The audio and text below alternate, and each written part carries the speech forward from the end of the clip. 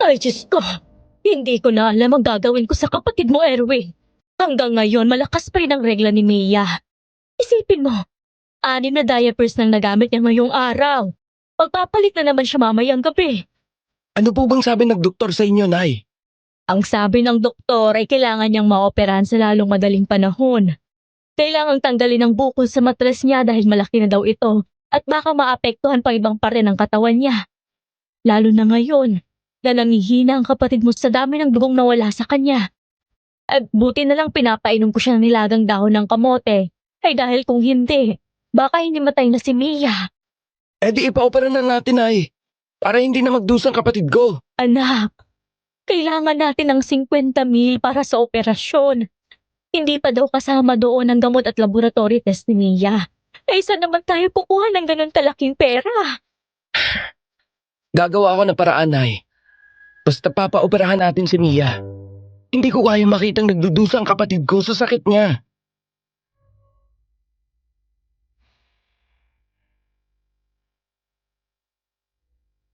Wala nang mas masakit pa kaysa makita ang mahal mo sa buhay na may malubhang sakit at nagdurusa. Lalo na kung alam mong anumang oras pwede siyang mawala. Pero paano kung ikaw si Erwin at isang araw may dumating na pagkakataon na makakuha ng malaking pera para sa operasyon ng kapatid mo? Pero ang kapalit, kailangan mong magsinungaling para makuha ito. Kakayanin mo ba yun? Kahit kapalit ay sarili mong konsensya? I-comment mo ang sagot mo sa ibaba. Huwag kang mag-atubiling magbahagi ng iyong saloobin. Dahil excited na kaming mabasa ito. At kung ikaw ay naintriga sa kwento natin ngayon, tara na at sabay-sabay nating pakinggan ang nakakaantig pusong kwento ng isang kuya na handang gawin ang lahat para sa kanyang bunsong kapatid. Mapagpalang araw sa lahat ng masugid na tagapakinig ng kwentong takip silim. Lalo na po sa inyo, Sir Jag. Ako pala si Erwin, 40 taong gulang, kasalukuyang nakatira sa Maynila, pero tubong Samar. Dito ko lang nahanap ang pagkakataon para magkaroon ng mas maayos na buhay. Ang kwentong ibabahagi ko sa inyo ngayon ay ginamitan ko ng mga pangalang hindi totoo para maitago ang tunay kong pagkatao at ang mga taong kasama sa kwentong ito. Ginawa ko ito para sa aming seguridad at para protektahan din ang mga lugar na pinangyarihan ng aking karanasan. At bago po pala tayo magpatuloy, gusto ko pong ipaalam sa lahat na tanging sa kwentong takipsilim ko lang ipinadala ang aking kwento, kaya kung marinig nyo man ito sa ibang channel, huwag magdalawang isip na i-report dahil malinaw na ninakaw lamang ito. Salamat po. Nagsimula ang karanasang ito noong araw na may mag-asawang pumatok sa bahay namin at hinanap ang tatay ko para humingi ng tulong.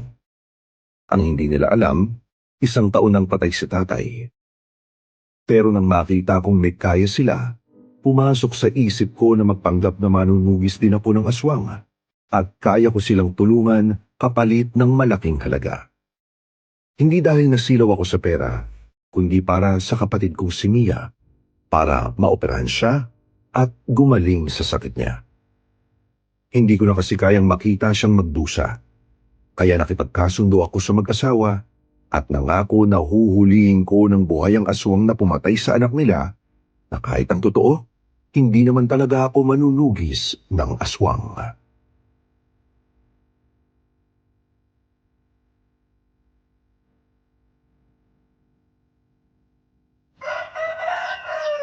Kumusta ang pakiramdam mo, Bunso? Okay lang naman ako, kuya. Medyo nahihilo lang. Huwag kang mag-alala.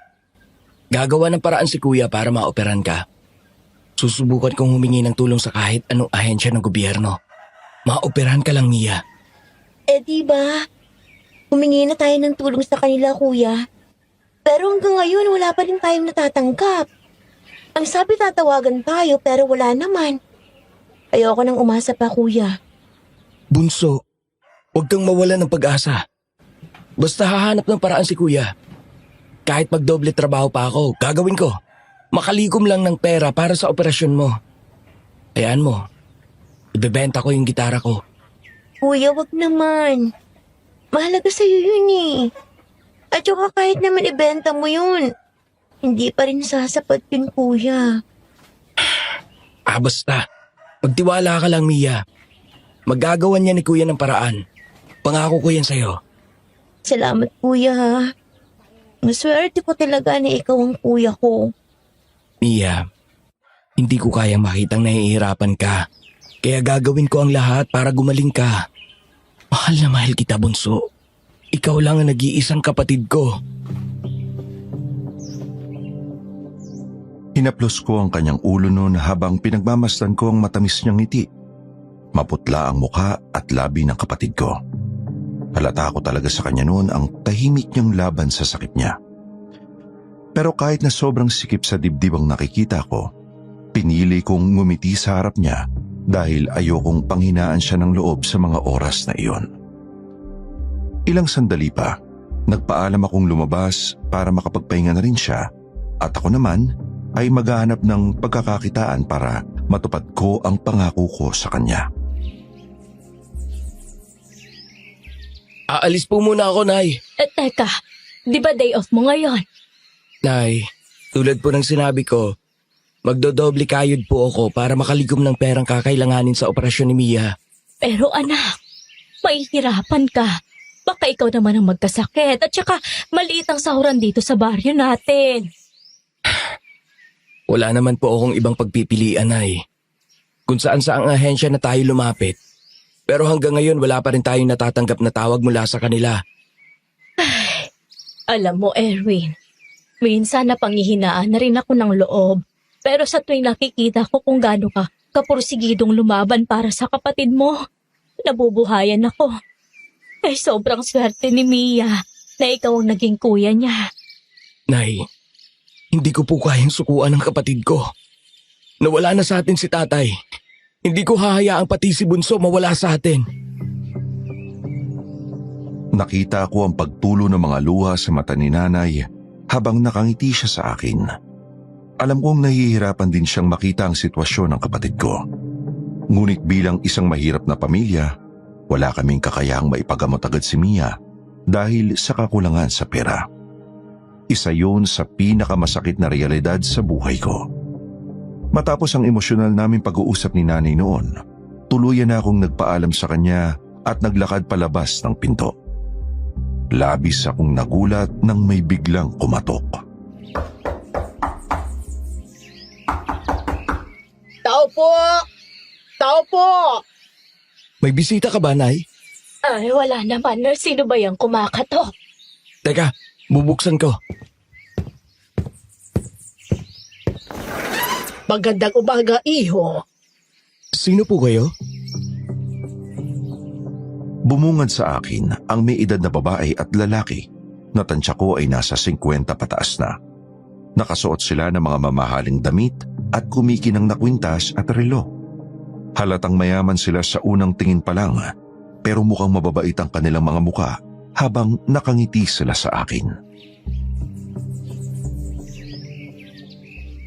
Ako si Susan at ang aking asawa naman si Manuel. Nandito kami para humingi ng tulong. Tulong? Ay, sino ba yan, anak? Apasukin mo dito sa loob. Tuloy po muna kayo sa loob. Naku, salamat, iho. Sweetheart, tara na sa loob. Agad ko silang pinapasok noon kahit hindi ko pa sila lubusang kilala dahil na rin sa utos ni nanay. Nakasanayan na kasi namin na kapag may bisita ay pinapatuloy namin kaagad sa loob, tsaka mukhang mga mababait naman sila. Magaan lang ang aura nila kaya hindi ko na sila pinagdudahan pa noon. Hindi lang kami magpapaligoy-ligoy pa. Gusto naming makausap si Delphine, ang malakas na manunugis ng aswang. Kailangan namin ng tulong niya. Pasensya na po pero 1 taon na pong patay si tatay? Ano? Hindi. Hindi maaari. Siya lang ang tanging pag-asa namin para makuha ang hustisya para sa anak namin. Totoo ang sinabi ni Erwin. Ako nga pala si Nelia, asawa ni Delphine. 1 taon nang patay ang asawa ko. Hindi niyo ba alam yon? Hindi namin alam na patay na siya. Ang sabi sa amin ng albularyo, Si Delphine lang daw ang makakatulong sa amin para mahuli ang aswang na pumatay sa anak ko. Taga saan pala kayo? Taga Buena Candelaria pa kami. Malayo-layo din ang naging biyahe namin para lang makarating dito. Pero wala pala kami mapapala. Wala ba kayong kilalang manunugis ng aswang? Siguro naman may kaibigang manunugis din ng aswang ang tatay mo, iho. Baka may kilala ka. Handa ako magbayad kahit magkano. Tulungan niyo lang kami. Nag-init ang tenga ko sa narinig ko mula kay Sir Manuel. Pera na ang pinag-uusapan noon kaya hindi ko maiwasang mapaisip sa alok niya. Huminga ako ng malalim noon at inalala ang mga kaibigan ni tatay noon pero walang isa sa kanila ang katulad niya. Hanggang sa may kung anong bumulong sa akin na nagsabing magpanggap na lang ako na manunugis ng aswang kapalit ng perang inaalok niya. Ako po. Anong ikaw, iho? Erwin, Di ba po, Nay? Tinuruan po ako ni tatay kung paano manugis ng mga aswang noon. Ako pong pinag-iwanan niya ng kakayahang meron siya bilang nag-iisang lalaking anak niya. Totoo bang sinabi niya, Delia? ay, oo po. Ay sumasama nga siya noon sa kanyang ama sa panunugis ng aswang. Kinabahan pa ako sa sagot ni nanay noon. Buti na lang sinabayan niya na lang ako. Siguro ayaw niyang mapaya ako noon pero kita ko ang pagtataka sa mukha niya habang nakatingin sa akin na halatang may gustong makuwang sagot mula sa akin kung bakit ko yun ginawa. Hindi nga posible yun dahil anak ka ni Delphine. Ilang taon ko ding pinag-aralan ng panunugis sa mga aswang kasama si tatay noon. Kaya makakaasa po kayong matutulungan ko kayo. Kung ganun, magkano kailangan mo, iho? 50,000, paunang bayad. Kapag nadala ko po sa inyo ang aswang, 20,000 po ulit. Ayos lang po ba sa inyo?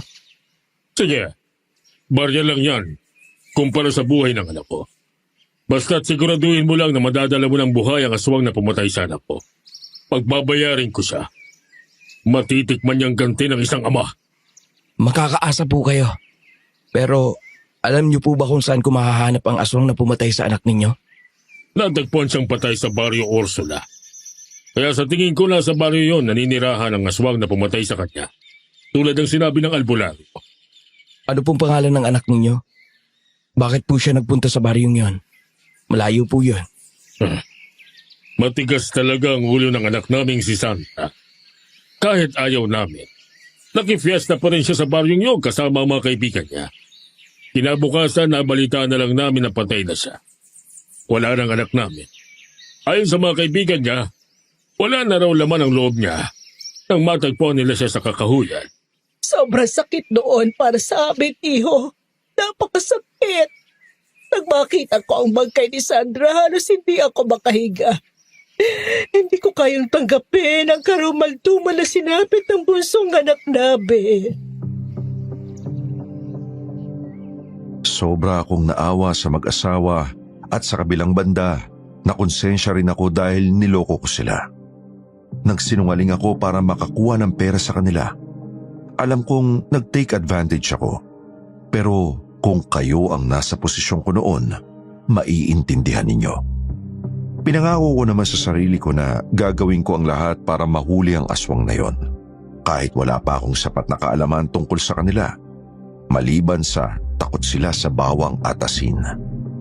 Ang natatandaan ko lang noon, may itak si tatay na nakalagay sa baul sa loob ng kanyang kwarto. Yun lang ang dala-dala niya pero kaya niyang pumatay ng maraming aswang gamit yon. Ganon siya kalakas na manunugis at ako mismo ang nakasaksi. Walang aswang na nagtangkang pumunta sa baryo namin dahil lahat sila ay takot sa kanya. Namatay na lang si tatay noon dahil sa sakit sa puso, hindi dahil sa pagiging manunugis niya. Eto ang paunang bayad, iho. Salamat po, sir.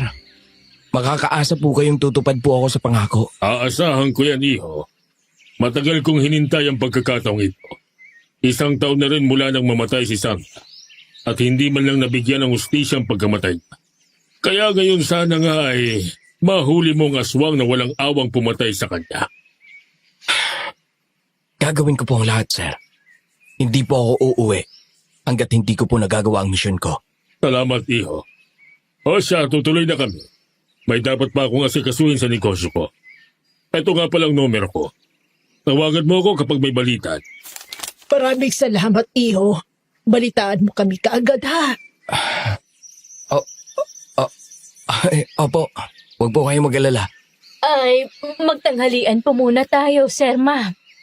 Hindi na kailangan, Nelia. Kailangan na naming umalis. Maraming salamat. Eh, mag-iingat po kayo.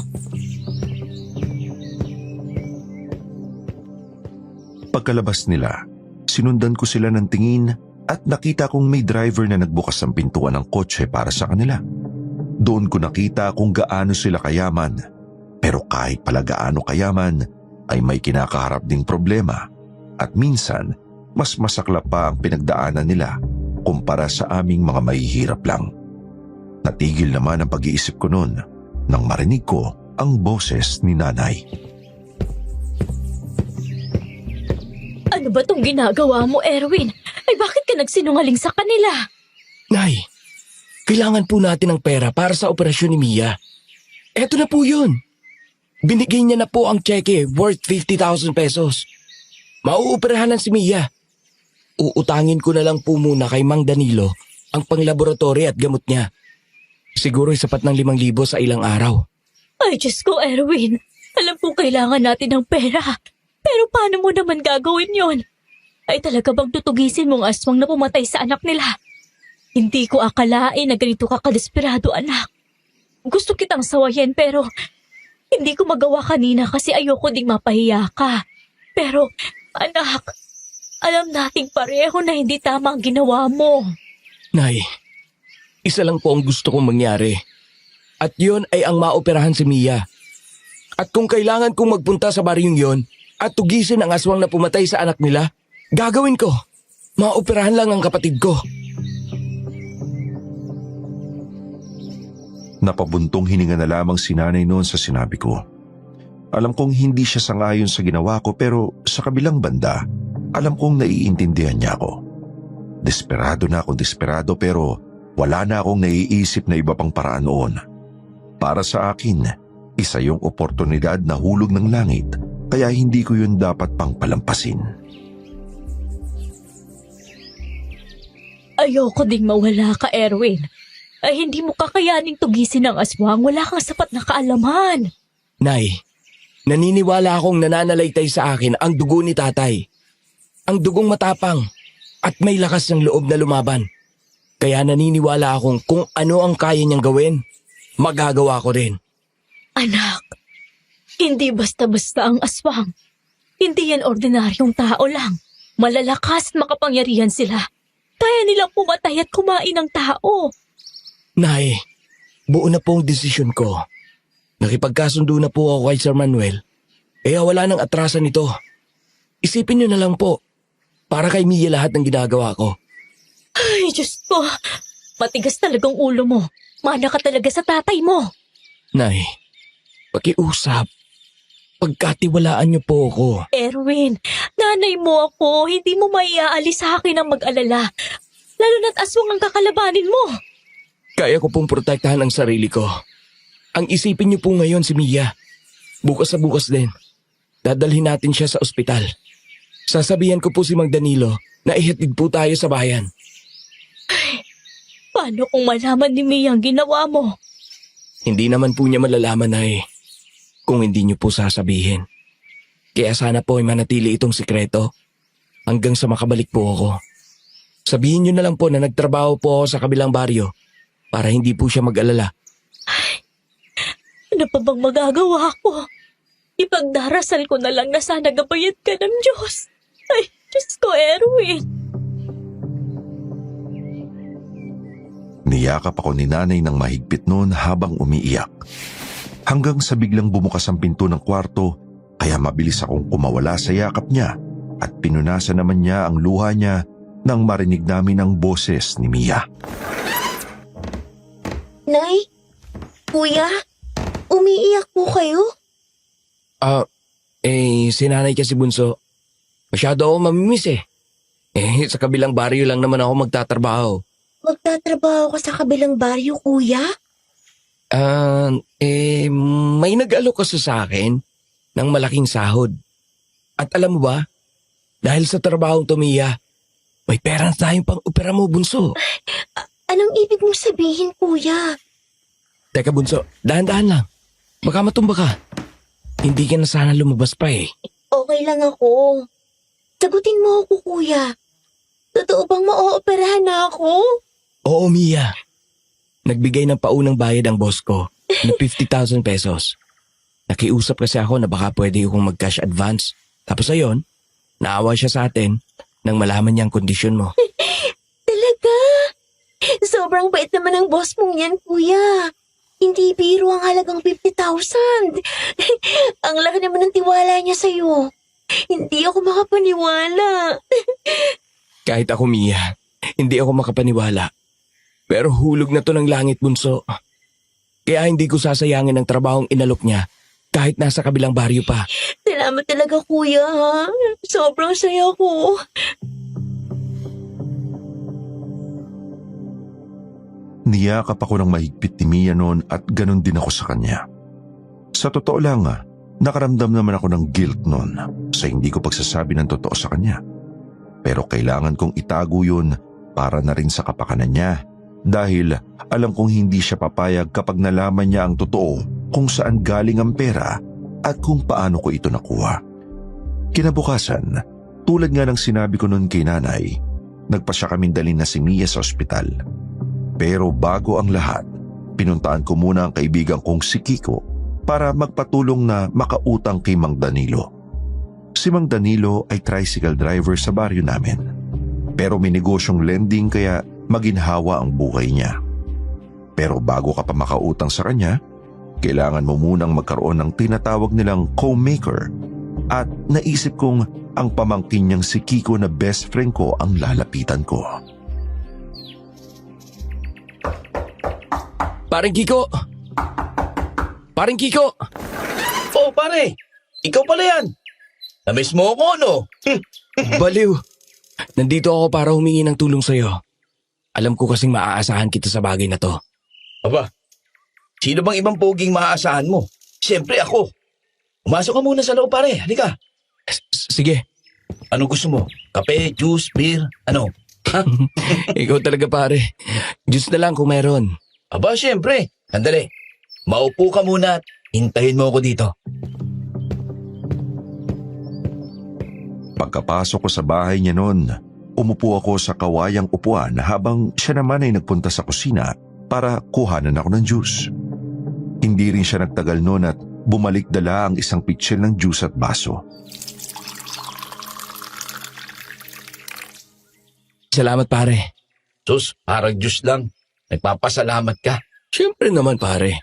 Kahit maliit na bagay pa yan, dapat ipagpasalamat. Eh di welcome.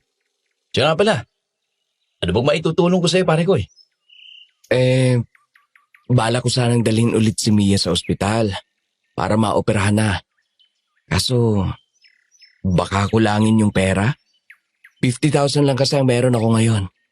Sapat lang pambayad sa operasyon niya. Kailangan pa kasi niya ng laboratory at mga gamot.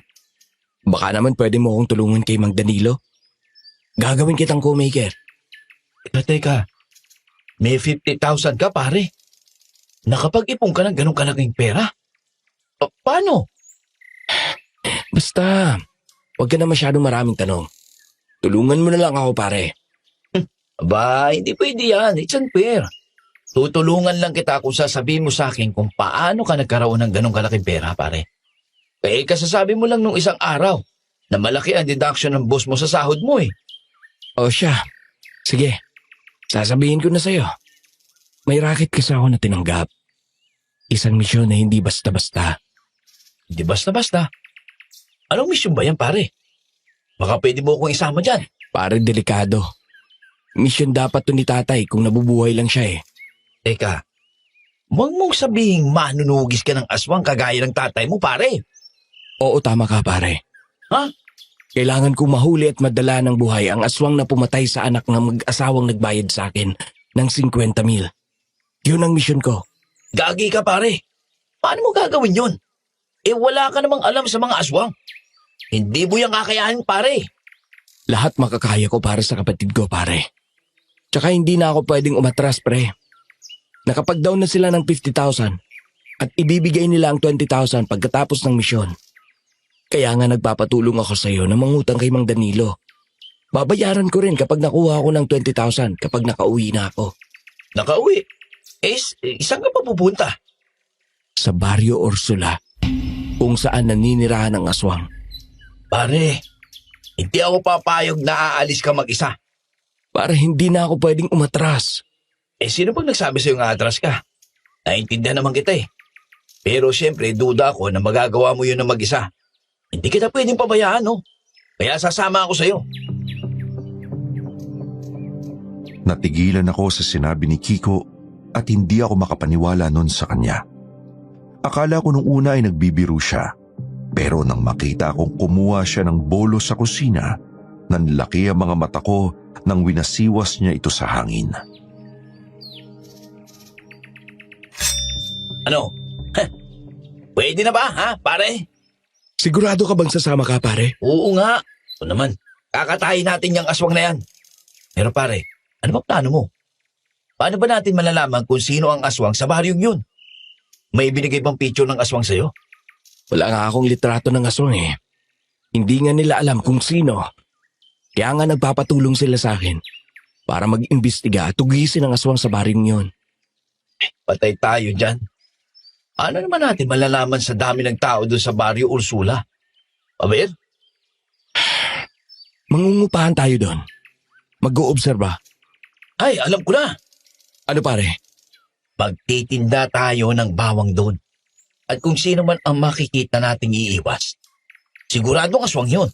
Kapag alam na natin ang target natin, madali lang para sa atin na tugisin ang halimaw na yun. Mukhang magandang ideya ang naisip mo pare. O di ba? Ang galing ko. Sabi ko sa'yo eh, kailangan mo ko. Sige pare. Bigyan na lang kita ng balato kapag nakuha ko na yung 20,000 pesos.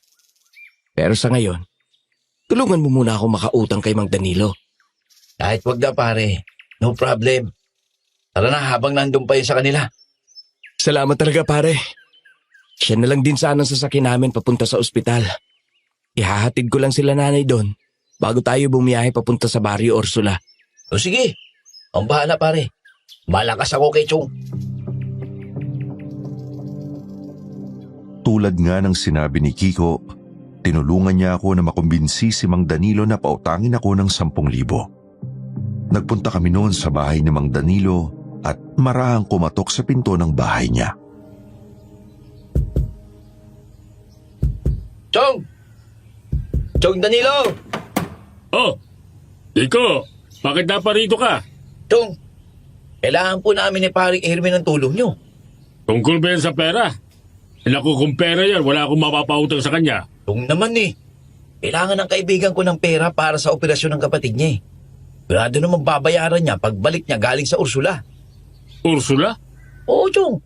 Magtatrabaho kami doon kaya makakaasa po kayong babayaran niya ni paring Erwin. Malaki ang sasauri naman doon eh. 20,000 pesos. Kaya Chuck, mababayaran kanya kaagad pagbalik. Gawin niyo na akong co-maker. Kapag di siya nagbayad, di ako po magbabayad. Sigurado ba yan, Kiko? Oo nga po, Chong. Ano naman itong ibang tao? Kilala mo ako, Chong. Nagbabayad talaga ako ng utang. Kapag sinabi ko, gagawin ko. O siya, sige na. Pagkano bang utangin mo, Erwin? 10,000 po sana Mang Danilo. Oo, sige. Tumuloy muna kayo at may kailangan lang kayong permahan bago ko ibigay ang pera sa inyo. Pumasok kami noon sa bahay ni Mang Danilo at umupo sa upuang gawa sa kahoy.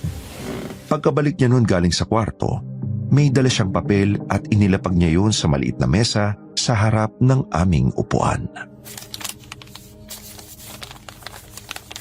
O, permahan nyo yan. Hindi ko na nilagyan pa ng interes. Total, pamangkin ko naman itong si Kiko. Yan ang gusto ko sa'yo, Chong eh. Mahal mo talaga ako. Sus! Tinadaan mo na naman ako sa ganyan mo. O, eto lang 10,000. Basta bayaran mo yan, Erwin ah. Dahil kung hindi, ikaw Kiko ang sisingilin ko. Makakaasa po kayo Mang Danilo. O siya, makakalis na kayo. Mang Danilo, pwede po bang kayo na po ang magatid sa amin papunta sa bayan? Dadalhin po kasi namin ulit si Mia sa ospital para sa operasyon niya. O siya, sige, walang problema. Salamat po, Mang Danilo. Sobra naman ako nagpapasalamat sa kaibigan ko si Kiko. Doon ko mas lalong napatunayan kung gaano siya katotoong kaibigan sa akin. At tulad nga ng sinabi ni Mang Danilo, inatid niya kami ni Mia kasama ang aking ina papunta sa ospital. Sinama naman ni Nanay No ang kapitbahay naming si Aling Kuring na pinsan niya para umalalay na rin sa kanya. Hindi na ako nagtagal pa noon at nagpaalam na kay Nanay nang dali na si Mia sa operation room. Tutuloy na po ako, Nay. Naghihintay na si Mang Danilo sa labas. Pag-iingat ka, anak. Ipangako mo sa akin na uuwi kang ligtas, ha? Nay, wag po kayong mag-alala. Kaya ko pong protektahan ang sarili ko. Tsaka, sasamahan naman ako ni Kiko. Buti nga't may kasama ka doon. Kahit papaano'y gumagaan ang loob ko. Pero hindi pa rin ako makakampante hanggat hindi ka nakakauwi ng ligtas, anak. Nay, ang isipin niyo po muna ngayon ay si Mia. Ipagdasal po natin na maging successful ang operasyon niya. Oo, anak. Ipinagdarasal kong kapatid mo. Sige na, Nay. Mag-iingat po kayo rito. Huwag kang mag-alala, anak. Kasama ko naman si Coring. Ikaw ang mag-iingat. Mahal na mahal kita. Mahal na mahal ko rin po kayo, Nay. Pagkatapos ng emosyonal na pag-uusap namin ni Nanay noon, umalis na ako sa ospital at sumakay sa tricycle ni Mang Danilo. Umabot din ng 1 oras ang naging biyahe namin noon habang ako naman ay nag-iisip ng plano kung paano ko mauhuli ang aswang na sospek sa pagpatay ng anak ng mag-asawa. Pagkarating ko nun sa bahay, nadatnan kong nagsisigarilyo si Kiko habang nakaupo sa motor niya na nasa harap ng bahay namin noon. Kanina pa ako naiinip dito. Bakit nandito yung motor mo? Malamang gagamitin natin. Ano ka naman pare? Lutang ka ba? Kakayanin mo kayang magmaneho ng ilang oras? Malayo yun, pre. Alam ko. Tsaka minsan na rin ako nakapunta dun. 4 na taon na rin ang nakalipas. Noong nabubuhay pa si Nanay. Kasama ko pa nga si Nanay noon eh. Tandang-tanda ko pa ang daan doon pare. Wala ka na dapat ipag-alala. Ibang klase ka talaga. Maaasahan talaga kita sa lahat ng bagay. Aba syempre. Ako to eh. Natawa na lang ako sa sinabi ni Kiko noon. Naging magaan ang lahat ng sinamahan niya ako dahil na rin sa talas niyang mag-isip. Tulad ng plano naming magtinda ng bawang sa Baryo Ursula para matukoy namin kung sino ang aswang sa baryong yon. Hindi ko yun maiisip kung wala ang opinyon niya, kaya labis ako nagpapasalamat sa kanya noon. Pagkatapos naman ng aming naging usapan, agad akong pumasok sa loob ng bahay at nagtungo sa pribadong silid ni tatay noong nabubuhay pa lang siya. Pero ngayon, nabubuksan na namin yun. Pero yun ang unang beses na papasok ako doon na patay siya.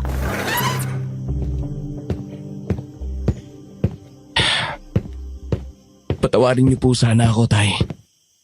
Pero kailangan ko talagang gawin to. Medyo mabigat palang itak na to. Ang galing mo talaga, Tay. Magagawa ko din kaya ang mga nagawa mo. Wow! Yan ba yung ginagamit ni Chong Delphin para pumatay ng aswang pare? Ginulat mo naman ako, pare. Oo, eto nga yun. Naniniwala akong hindi ito basta-bastang itak lang. Marami-rami na rin ang pinagdaanan ng sandatang ito eh. Pero sana'y naiintindihan ako ni tatay. Ginagawa ko lang naman ito para sa kapatid ko. Maintindihan niya ng tatay mo pare. Pero pare, pilibin ako sa tiwala ng mag-asawang yun, no? Ano naman sila nakakasigurong katulad ka ng tatay mo? Ang totoo niyan, pare. Nagpanggap ako sa kanila. Sinabi ko na manunugis din ako ng aswang. Ano? Alam kong mali. Pero hindi ko kasi kayang sayangin ang pagkakataong mapaoperahan ng kapatid ko. Wala kasi akong choice, pare eh. Nakukonsensya man ako. Pero ganun talaga, pre. Wala akong ibang pagpipilian. Gagawin ko naman lahat para magawa ang misyon ko eh. Naintindihan kita, pare. At naniniwala naman ako na magagawa mo ang misyon dahil kasama mo ako, pare. Salamat pare ha. Tapos wala yun. O ano? Tara na. Dadaan pa tayo ng palengke para bumili ng mga bawang na ititinda natin dun sa baryo. Tsaka pare, mas okay kung mangungupahan tayo dun. Para may matutuluyan naman tayo. Hindi din kasi natin sigurado kung ilang araw tayong mananatili dun para hanapin ang aswang. Sige pre, tara na. Hindi na nga kami nag-aksaya pa ng oras ni Kiko. Daladala ang aming mga bag kung saan ko nilagay ang itak na nakalagay sa sakuban. Sakto lang ang laki ng itak na yun at may kalakihan din ang backpack kaya kasyang-kasya yon sa iilang damit at short ko. Habang si Kiko naman ay may dala ding bag. Hindi ko lang sigurado kung ano ang mga dinala niya. Tulad nga ng plano namin noon, dumaan kami sa palengke para bumili ng bawang. Ano ba ang sa inyo, iho? Kalahating sako lang po ng bawang, Lolo Simo. 100 piso na lang to lahat. Kunin nyo na. Ay sige po. Ano nga palang gagawin ninyo sa bawang, iho? Bakit ang dami naman yatang pinamili mo? Ay, magtitinda po kami, Lolo. At tingin ko po kasi mabenta doon sa Ursula ang mga bawang. Ursula? Nako, binabalaan ko na kayo, iho. Huwag na kayong pumunta roon. Eh bakit naman po? May mga aswang sa lugar na yon. Sinasabi ko sa inyo, mapapahamak lamang kayo. Natahimik ako noon sa sinabi ni Lolo Simo. Hindi ko akalaing pati ang simpleng tindero ng palengke ay alam talaga ang kwento ng lugar na yon. Pero hindi yun naging rason upang huwag kaming tumuloy dahil kami mismo ay alam namin na may mga aswang sa baryong papasukin namin at yun talaga ang target namin. Hindi ko nalang pinansin pa ang sinabi niya at umalis na kami noon pagkatapos naming makapagbayad. Medyo matagal din ang naging biyahe namin hanggang sa makarating kami sa liblib na daan papunta sa baryo Ursula.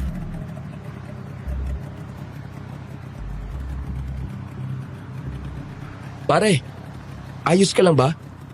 Medyo mabigat yung dala natin eh. Lubak-lubak pa naman ang daanan. Diyos, kayang-kaya pare. Tanay na akong kumarga ng mga ganyan. May mas mabigat pa nga dyan eh. Ayos ka talaga pare. Diyan ako bilib sa'yo eh. Mas bibilib ka pa sa gagawin ko pare. Kumapit ka pare. Yahoo! Teka pare, dahan-dahan lang. Baka madisgrasya tayo sa ginagawa mo eh. Iyan pare, tiwala lang. Dapat hindi tayo maabutan ng paglubog ng araw. Pare naman eh. Pare, tiwala lang. Ano ka ba? Masyado kang nervyoso. Hindi na nga nagpapigil pa si Kiko dahil may pagkamakulit talaga ang kaibigan ko. Hinayaan ko na lang siya pero di nawala ang kaba ko sa bilis niyang magpatakbo ng motor. Hanggang sa napansin kong liblib na ang dinadaanan namin. Maraming mga malalaking punong kahoy at walang katao-tao ang lugar. Liblib pala talaga dito sa baryo Ursula pare no? Oo. Kaya siguro napili ng aswang na yun na manirahan sa baryong yun. Para madaling makapagtago. Malayo pa ba tayo pre? Tansya ko nasa kalahating minuto pa bago tayo makarating doon. Buti na lang, full tank tong motor ko. Hayaan mo. Pag nakuha ko na yung huling bayad, babayaran ko din ang nagastos mo sa gas. Ano ka ba pare, wag na. Tulong ko na to sa'yo. Para naman tayong hindi magkumpare niyan. Salamat talaga par. Ikaw pa. Malakas ka sa akin eh.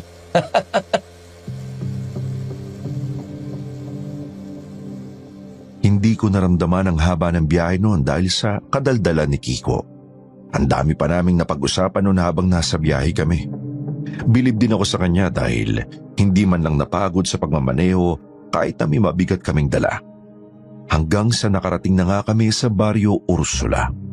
At una talagang pumukaw ng atensyon ko ang isang lumang arko na halos matabunan na ng mga gumagapang na halaman, kupas ang pintura at may mga bordadong letra na nakasulat rito. Sa magkabilang gilid, nakatayong mga poste na ginagapangan na rin ng mga halaman. Napakaluma na ng karatula. Tsaka parang pinabayaan na ng mga tao dito ha. Hindi man lang nagawang linisan. Isa lang ang sagot dyan, pare. Ano pare? Hindi tamad sila. Baliw ka talaga. Ang seryoso ng tanong ko, puro kabiro. Siyempre, huwag ka masyadong seryoso, pare. Dapat chill lang tayo para hindi nila tayo pagdudahan. Baka kasi pag masyadong seryoso, maingtriga sila sa atin, di ba? Oo na, tama ka na. Tara, pumasok na tayo sa loob, pare.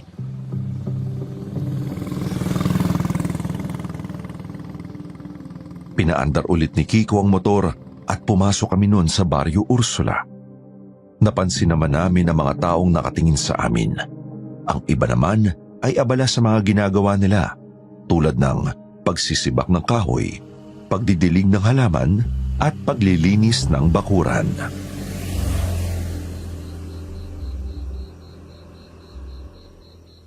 Dito ko na ipaparada ang motor ko, pare. Sige pare. Kailangan muna natin maghanap ng mauupahan dito bago tayo magbenta ng bawang dito. Sige pare.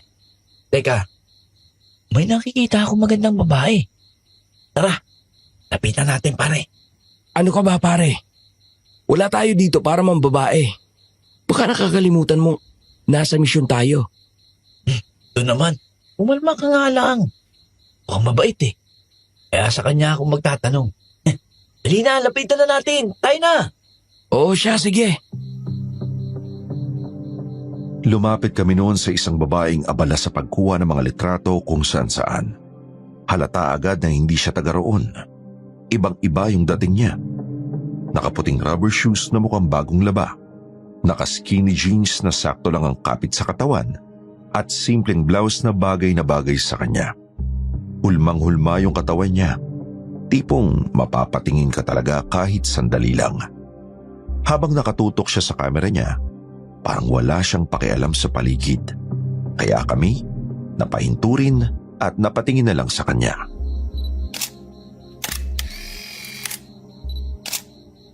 Hi, miss.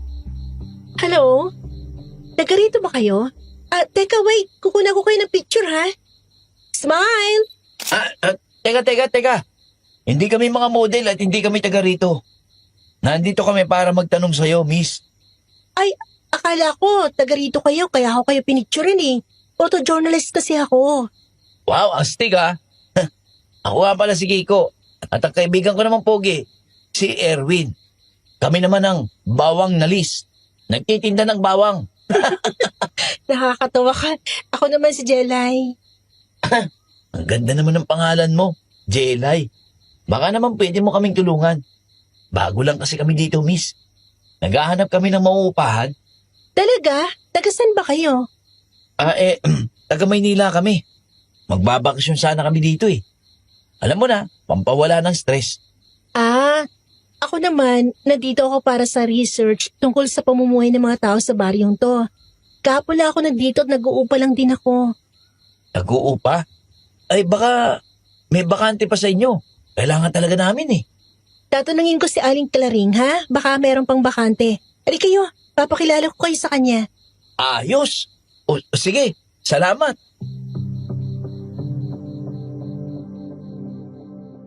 Tahimik lang akong sumunod kay Kiko noon at hinayaan ko lang siyang magdaldal sa babaeng nagngangalang Jelay. Hindi rin kasi ako sanay makipag-usap sa babaeng hindi ko pa kilala talaga. Mas makapal kasi ang mukha ni Kiko kumpara sa akin at nahihiya rin talaga ako noon dahil hindi naman maikakailang maganda si Jelay pero sobrang bait niya dahil kahit hindi niya kami kilala, maayos niya kaming kinausap at tinulungan pa. Nang nasa harap na kami ng pinto noon, pumukaw naman sa atensyon ko ang isang may edad na babaeng tansya ko ay nasa 60 anyos na. Nakasuot ito ng isang kupas pero malinis na duster na may maliliit na bulaklak ang disenyo. Nakapulupot sa kanyang ulo ang isang lumang panyo. parang pananggalang sa init, at ang kanyang mga paay nakatsinelas na halatang gamit na gamit na. Lumapit siya sa amin na nakakunot ang noo habang tinitingnan kami mula ulo hanggang paa. Para bang sinusukat niya kami noon. Aling Claring, may bago pong dating sa baryo. Naghahanap po sila ng mauupahan. Magandang hapon po. Taga saan ba kayo, iho? Bakit kayo nagpunta dito sa baryo namin kung wala naman pala kayong kamag-anak dito na matutuluyan? Taga Maynila po kami. May nakapagsabi po kasing maganda raw po dito sa Barrio Ursula. Sariwang hangin, magandang tanawin, payapang buhay. Gusto lang po namin na mawala ang stress namin sa buhay lalo na sa trabaho. Ngayon lang po kasi kami nakalaya sa bus naming damuho. Malabiro ka, iho. Gusto ko yung sense of humor mo, bata. Hali kayo. Pumasok kayo sa loob. May bakanting kwarto pa doon na pwede sa inyo. 500 ang buwan. Ano? Gusto nyo ba? Ayun, pwede na po, Aling... Claring. Ano palang pangalan ninyo? Ako po si Kiko. At itong kaibigan ko po si Erwin. O siya, tuloy kayo. Ipapakita ko sa inyo ang magiging kwarto ninyo. Ay sige po, salamat po. Pare, teka na. Pasok na tayo sa loob. Agad naman kaming pumasok noon at sinalubong naman kami ng kakaibang amoy. Amoy pamahid ng matanda. Kaya napahawak ako sa ilong ko. Pero saglit lang yon dahil baka mahalata ni Aling Glaring at ma-offend pa siya. Bumukas ang pinto ng kwarto noon at bumungad sa amin ang kwartong may papag na kasya ang 2 tao. May bintanang may 2 magkabilaang pinto na gawa sa plywood. Eto lang ang bakanting kwarto. Ano? Pupunin niyo ba, iho? Ano pare, ayos na ba? Pwede na pare. O sige po, kukunin na po namin Aling Claring. Ito pong bayad. Salamat, iho. Ayos! O siya, maiwan ko muna kayo dito at magluluto lang ako ng hapunan. Sige po, Aling Claring. Salamat po. Sige, doon na muna din ako sa labas. May kailangan pa akong gawin eh. Salamat, Jelay. Pare, magsalita ka naman. Mag-thank you ka kay Jelay. Salamat, Jelay. Wala naman. O siya, maiwan ko na kayo dito ha. Naiwan kami noon na parehong nakatayo at hindi ko naman maiwasang sundan ng tingin si Jelay. At agad itong napansin ni Kiko at inasar ako at inakbayan ako sa balikat ko. Type mo, no? Hindi ah. Ano bang pinagsasabi mo? Sus, kita ko yung tingin mo sa kanya, pare. Hindi naman kita masisisi. Napakaganda. Buti na lang at loyal ako sa nililigawan ko. Ewan ko sa'yo. Mabuti pa, ibenta na natin yung bawang na binili natin. Balikin na natin yon. Baka manakaw pa yun doon. O sige, iiwan ko muna ang bag ko dito. Ikaw ba, hindi mo iiwan? Wag na. Baka mapalaban pa tayo doon. O siya, sige. Tara na.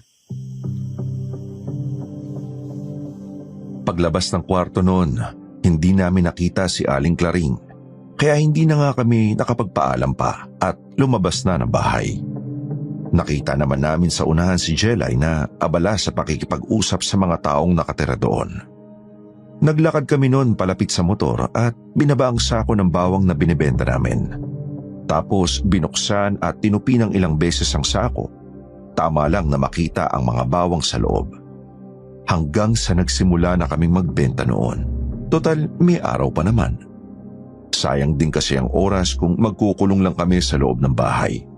Sa isip ko noon, kailangan na naming matukoy kung sino ang aswang sa baryo para mas madali na naming hulihin ang halimaw na yon. Bawang! Piso lang po, bawang. Bili na po kayo. Piso lang pong bawang.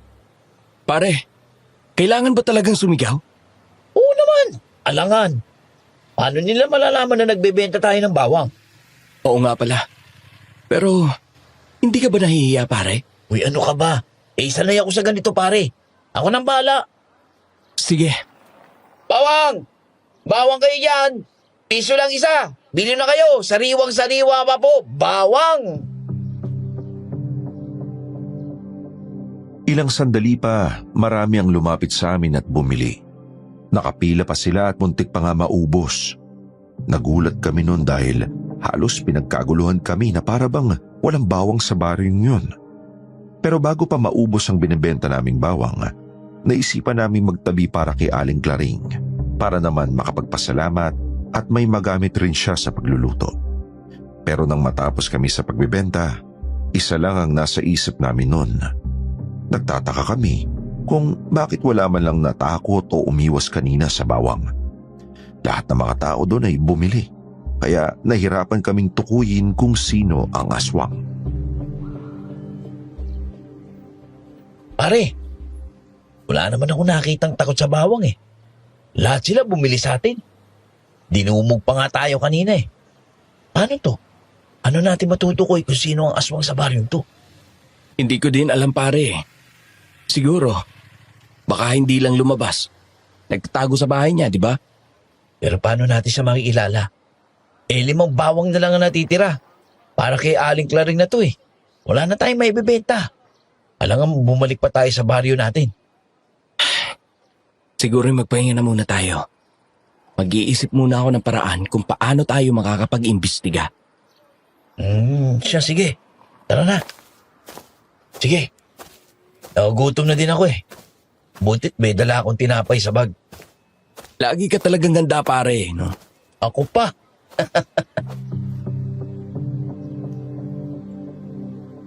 Natawa na lang din ako sa sinabi ni Kiko. Hindi na siya naubusan ng sasabihin habang naglalakad kami pauwi sa bahay ni Aling Claring. Pagdating namin noon, nakabukas ng bahagya ang pinto at nakita kong masayang nag-uusap si Aling Claring at Jelay habang naglalapag ng pagkain sa mesa. Dahan-dahan namang binuksan ni Kiko ang pinto at napatingin naman silang dalawa sa amin. Tamang-tama, nandito na kayo. Nakahanda ng hapunan. Kumain na tayo. Talaga po. Kasali po kami dyan. Ano ka ba, iho? Abay, syempre naman. Iisa lang tayo ng bahay, kaya dapat lang nasabay tayong maghapunan. Nakakahiya naman po sa inyo, Aling Claring. Huwag na kayo mahiya. Ganyan talaga kabait si Aling Claring. Halina kayo. Sumabay na kayo sa amin. Masarap pa naman ang niluto niya. Adobong kangkong. Uy, paborito ko yan. Yun naman pala, iho. Asya, halina kayo, kumain na. Pare, tara na. Nakakaya naman kung tatanggihan pa natin ang grasya. Sige.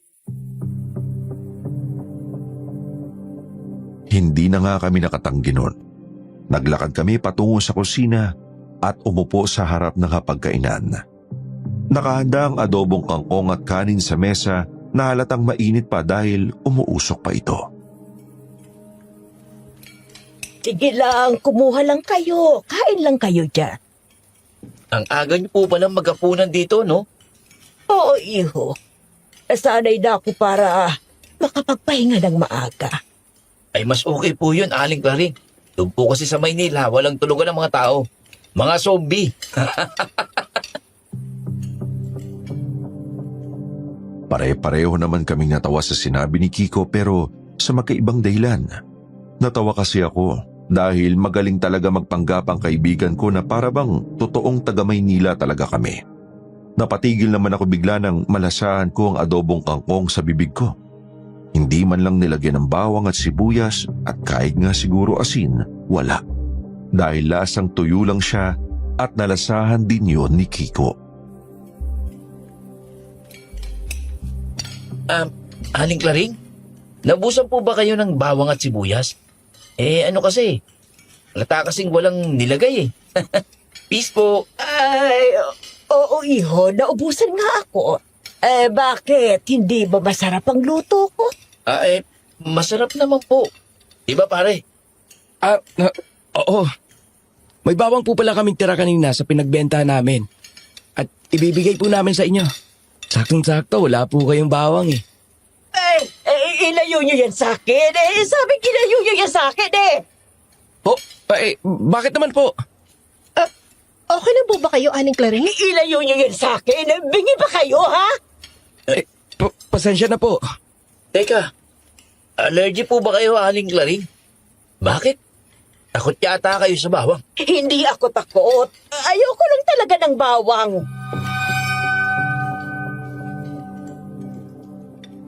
Parehas kaming nagulat talaga noon sa naging reaksyon ni Aling Claring. At doon pa lang, masama na ang kutob ko na parang may hindi talaga tama. Nagkatinginan pa kami noon ni Kiko na halatang pareho kami ng nasa isip.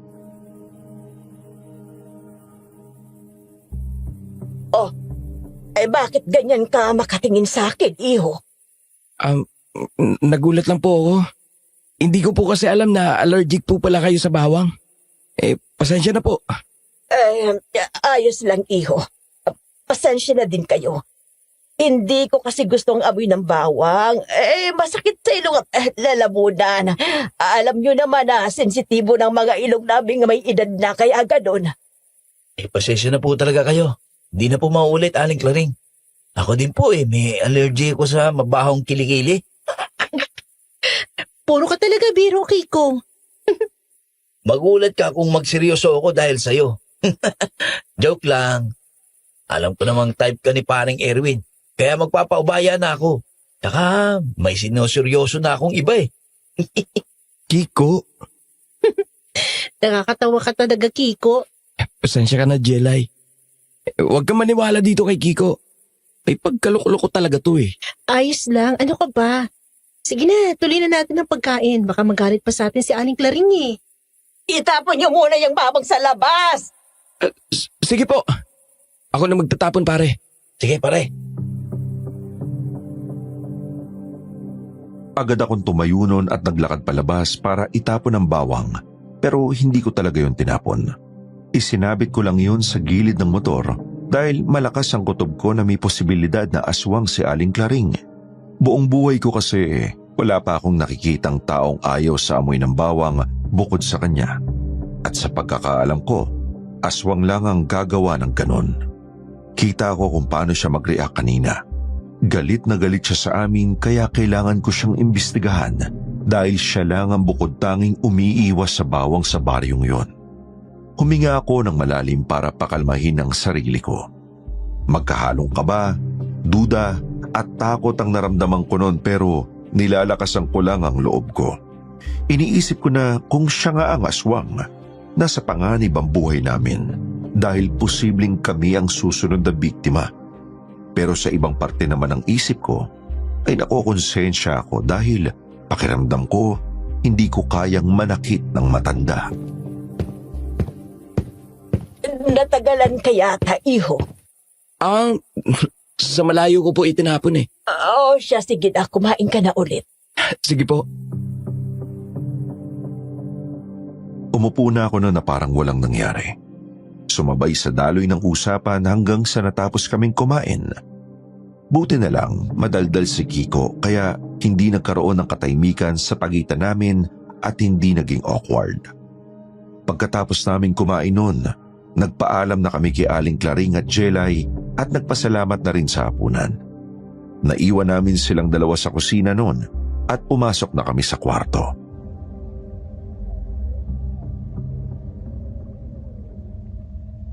Pare, nakakapagduda yung reaksyon ni Aling Claring kanina. Bakit gano'n na lang siya magalit nung binigay ko ang supot ng bawang sa kanya? Diba, aswang lang ang takot sa bawang? Yan ang iniisip ko, pare. Kanina, pinipilahan pa tayo ng mga tao dito para lang makabili sila ng bawang sa atin.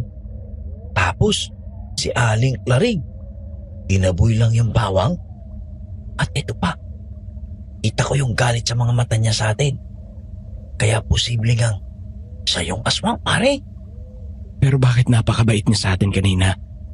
Bakit tinanggap niya tayo sa bahay niya, pati si Jelay? Posible kayang tayo ang susunod niyang bibiktimahin? Sakit! Jelay! Kinabahan talaga ako noon, Sir Jack. Kaya agad akong tumakbo patungo sa kusina. Akala ko kung ano na ang ginawa ni Aling Claring kay Jelay. Pero nadatnang ko na lang na tinatalian ni Aling Claring ng tela ang daliri ni Jelay na nagdurugo. Ano nangyari sa'yo, Jelay? Nasugat ang daliri ko sa kutsilyo eh. Nagkiiwa kasi ako ng mangga. Matigas kasi ang ulo, kaya ayan, nasugatan ng kutsilyo.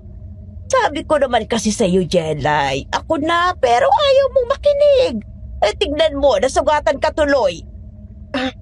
Ayos na ho ako, Aling Claring.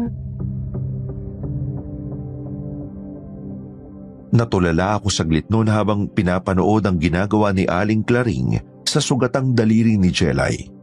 Pinagmasdan kong mabuti ang bawat galaw at tingin niya. Pero wala naman akong nakitang kakaiba kaya nakaramdam ako ng konsensya sa pagdududa ko. Kasi sobrang bait ng itsura niya para maging aswang at may edad na rin siya.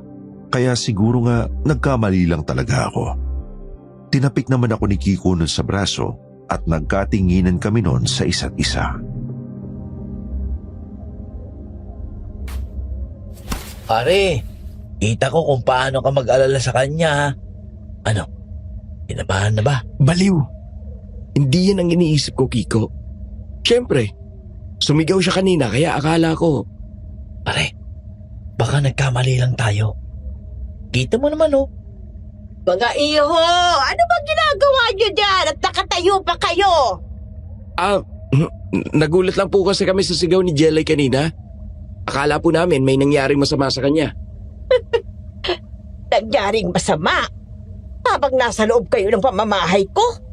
Ligtas kayo, iho. Kaya wala kayong dapat ipag-alala. Hindi lang talaga nag-iingat itong si Jelay, kaya ayan, na-disgrasya. Ako, pasensya na ho, Aling Claring. Hayaan mo na, iha. Nangyari lang nangyari. Eh, mabuti pa magpahinga na kayo para maaga kayo magising bukas. Isasama ko kayo sa bukid. Mamimitas tayo ng maraming mangga at maraming gulay. At saka para na rin na makapag-picture ka sa tanawin doon, Jelay. Ako, salamat po, Aling Claring. Nakaka-excite po yan ah. Sumama kayo sa amin bukas ha. Basta maaga lang kayong magising, di ba, Aling Claring? Aba, syempre naman. Para busog na busog ako. Busog na busog? Ay, ang ibig kong sabihin ay madami akong dadalhing baon dahil kasama kayo. Doon na tayo kakain. Magpipiknik tayo kung gusto nyo. Ayos po yan. Hindi ko alam pero may masama na talaga akong pakiramdam sa lakad na yan bukas. Lalo na sa sinabi ni Aling Claring na para bang may ibang ibig sabihin. Pero pilit pa rin akong ngumiti dahil ayokong mahalata ni Aling Claring na pinagdududahan ko siya. Lalo na't mahirap patunayan yun dahil wala naman akong nakikitang kakaiba sa kanya noong ginagamot niya si Jelay. Pare, ayos ka lang? Oo naman. Inaantok na ako, pare. Matulog na tayo. Aling Claring, matutulog na po kami. O siya, sige. Jelay, balik na kami sa kwarto. Aba, may pagpapaalam na nalalaman pare. Ha? Baliw. Tara na nga, matulog na tayo. Kunwari ay niinis ako noon sa sinabi ni Kiko pero ang totoo, napapangiti ako noon habang naglalakad pabalik sa kwarto. Hindi man ako sigurado noon sa nararamdaman ko pero magaan talaga ang loob ko noon kay Jelay. Kaya noong narinig ko ang sigaw niya, sobra talaga akong nag-alala. Buti na lang, hindi gaanong malala ang sugat niya kaya naging kampante ako noon na bumalik na sa kwarto. Pare, akala ko may ginawang masama si Aling Claring kay Jelay. Pero wala naman. Tsaka, di ba, nung nagdurugo ang daliri ni Jelay, wala naman siyang kakaibang reaksyon. Ginamot pa nga niya. Ang weird talaga ng reaksyon niya sa bawang kanina. Siguro pare, wag muna tayo mambintang agad. Alamin muna natin ang totoo. Ang hirap din kasing paniwalaan na si Aling Claring talaga ang aswang. Lalo na't kabaitan ang pinapakita niya sa atin. Tama ka dyan, pare. Tsaka may dala naman tayong sandata kung sakaling may gagawin siyang masama. Mabuti pa. Matulog na tayo. Inaantok na ako eh. Maaga pa tayong gigising bukas. Sige. Humiga na kami noon pareho sa kama at ipinikit ko na ang mga mata ko. Nakaramdam na ako ng antok noon kaya agad akong nakatulog. Hindi ko alam kung ilang oras ako nakatulog hanggang nagising ako nang makaramdam ako na naiihi ako. Napilitan akong bumangon noon at dahan-dahang binuksan ang pinto dahil ayoko nang makaabala pa kina Aling Claring at Jelay. Dahan-dahan akong naglakad noon papunta sa kusina kung saan malapit lang ang banyo. Hanggat maaari, ayokong makagawa ng ingay noon hanggang sa nakapasok na ako sa banyo at umihi. Napukaw naman ang atensyon ko nang may marinig akong ingay ng manok na kinakatay sa labas. Mabilis akong naglakad hanggang sa nakalapit ako sa may bintana at marahan akong sumilip. Nanlaki naman ang mga mata ko nang makita ang kakaibang itsura ni Aling Claring. May matutulis at mahabang pangil.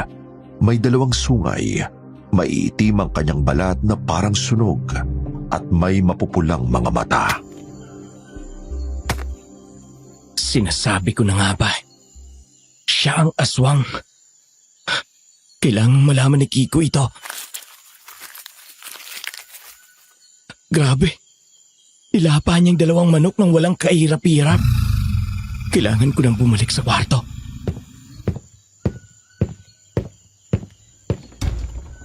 Pare, gising pare.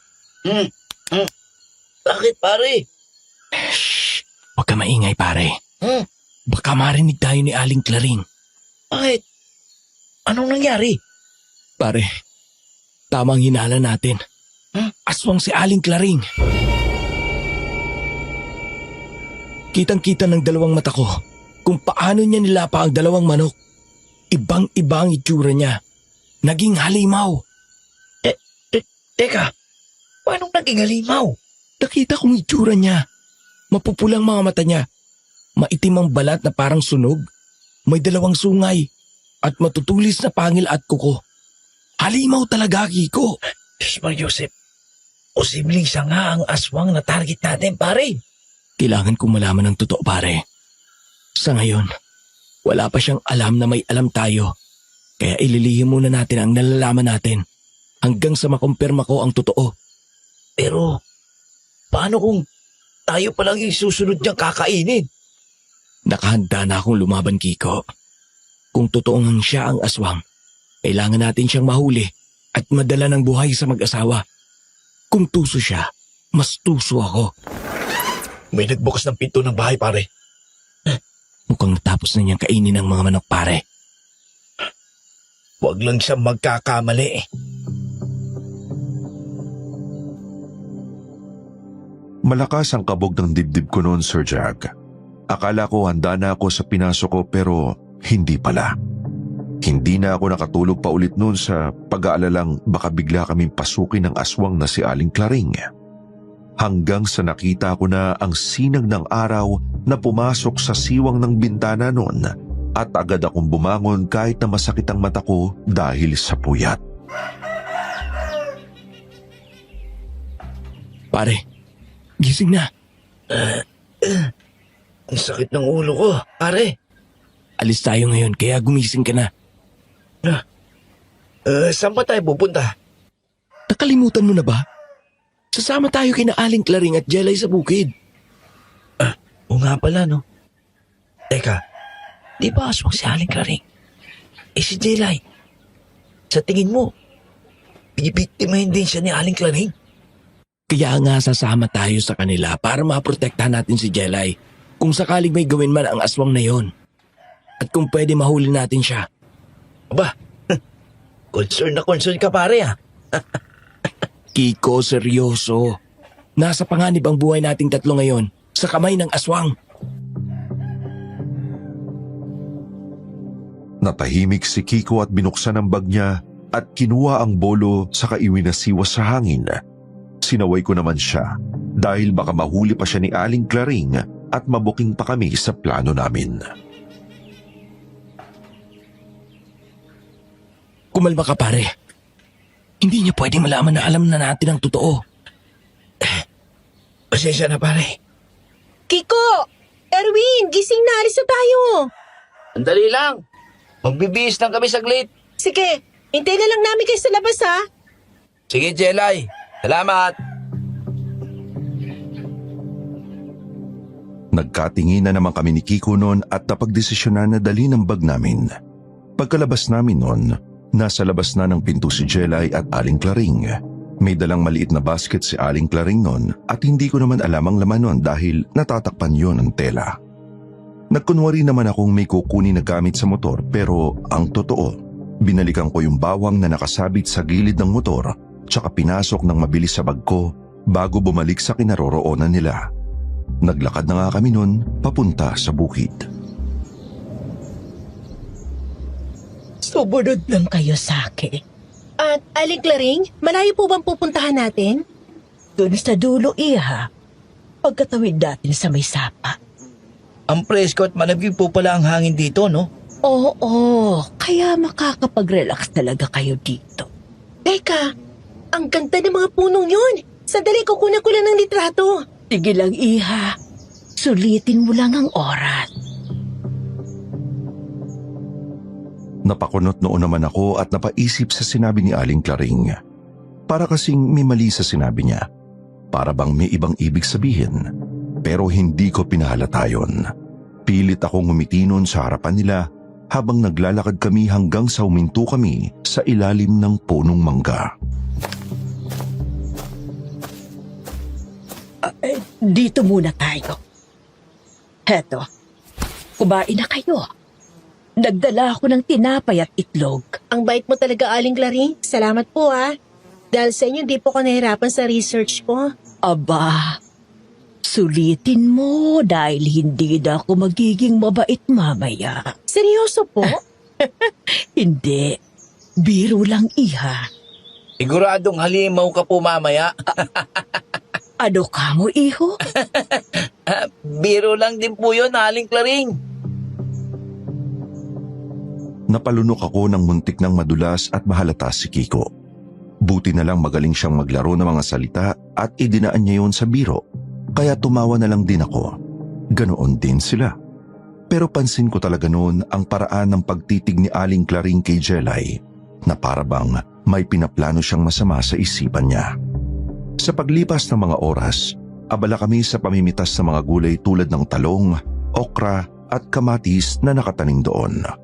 Malawak ang lupain na yon na nasa harap ng mga punong mangga, habang si Jelay naman ay panay ang pagkuha ng mga litrato, hanggang sa hindi na namin namalayang hapon na pala.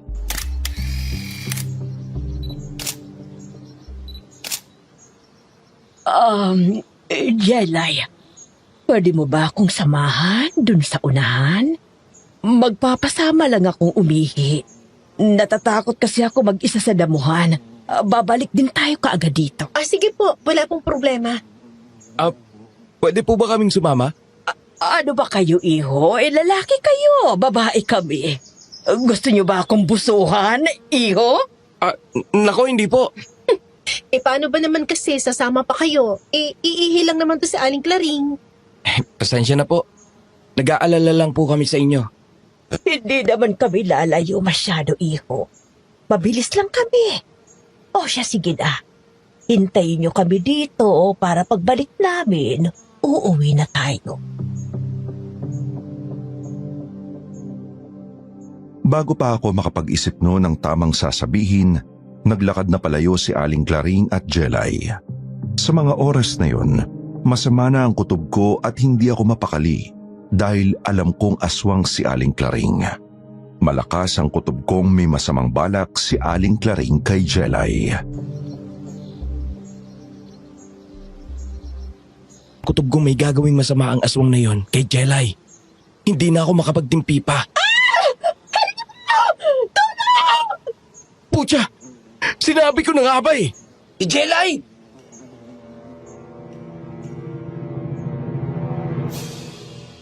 Agad kong kinuha sa bagno ng itak kasama ang bawang at ganoon din si Kiko. Kinuha niya sa bag ang bolo. Hindi na kami nagdalawang isip pa. Tumakbo agad kami sa direksyon kung saan namin narinig ang sigaw ni Jelay. Halos madapa pa ako sa damuhan pero hindi ko na ininda. Ang mahalaga, maabutan namin siya. Bilisan mo pare! Doon galing yung sigaw! Nakita mo ba sila? Teka pare, ano yun? Putya! Ang aswang! Sa itaas ng puno, may nakita kaming nilalang. Malaki, maitim, may malalapad na pakpak. At sa mga kuko nito ay walang iba, kundi si Jelay. Pilit pumapalag at sumisigaw. Napakunot ako nang makitang nagkaroon siya ng pakpak. Mas naging halimaw pa siya sa sandaling iyon. Erwin! Kiko, tulungan niyo ako! Mama kayo! Jelay! Hoy! Bitiwan mo siya, demonyo ka! Aswang kang matanda ka! Lumayo ka sa kanya! Sino ba kayo sa inaakala nyo? Kailangan ko siya para bumalik ako sa pagiging dalaga. At kayo, kailangan kayo ng mga alagad ko! Saglit na umalingaw-ngaw ang isang matinis at nakakakilabot na tawa mula sa nilalang at sumigaw siya na parabang may tinatawag. Nanlaki naman ang mga mata namin nang biglang naglabasa ng mga baboy ramo sa paligid. Hindi lang 2, 3, 4, kundi 8 baboy ramo. Mababangis sa mga hayop kaya hindi kami halos makagalaw noon dahil sa takot. Kainin sila! Lintik na pare! Kailangan na nating lumaban kundi mamamatay tayo! Hindi nyo kami makakain! Mamamatay muna kayo! Nakatakas si Aling Claring. Si Jelay nakuha niya. Kailangan muna nating mapatay ang mga aswang na ito. Kung hindi, tayo mamamatay! Ito pang sa inyo, lintik na yan! Putya! Kakatayin kitang damuhukan! Kumagat ito sa kaliwang kamay ko. Ramdam ko ang pagbaon ng matutulis nitong pangil. Parang pinupunit ang laman ko. Mabuti na lang, mabilis na rumesbak nun si Kiko at pinagtataga niya ang baboy ramo gamit ang kanyang matalim na bolo. Mabilis ko namang kinuha ang supot at sinabuyan ito ng bawang kaya napahiyaw ulit ang halimaw. Pare, may sugat ka! Huwag mong intindihin to. Malayo sa bituka to. Si Jelay nasa panganib ngayon. Oo, tara na! Pare! Sa likod mo! Ang lintik! Mamatay kang halimaw ka! Sunod-sunod na tinaga ni Kiko ang leeg at ulo ng hayop. Dumugo ito ng husto. Nangingisay bago bumagsak sa lupa. Sabay naman kaming napalingon. Nandoon pa ang natitira mga baboy ramo. Nakapaligid, unti-unting lumalapit. Parang naghihintay lang ng tamang oras para sumugod. Putya! Hindi pa tapos! Wala na tayong choice pare. Lalaban tayo hanggang sa dulo. Pero nauubusan na tayo ng oras. Kailangan pa nating hanapin si Jelay bago pa mahuli ang lahat. Ipuhos na natin lahat pare. Katayin natin silang lahat. Sugod! Inangat ko ang itak gamit ang natitira kong lakas. Ramdam ko ang pagtulo ng dugo sa kamay ko pero mas nangingibabaw ang galit. Hindi naman masyadong malaki ang sugat kaya nakaya ko pa rin ang sakit. Mga hayop kayo! Lalaban ako! Halika! Lapit pa kayo! Subukan nyo pa! Ketong sayo! Lintik kayo mga damuho kayo! Katapusan nyo na! Ito!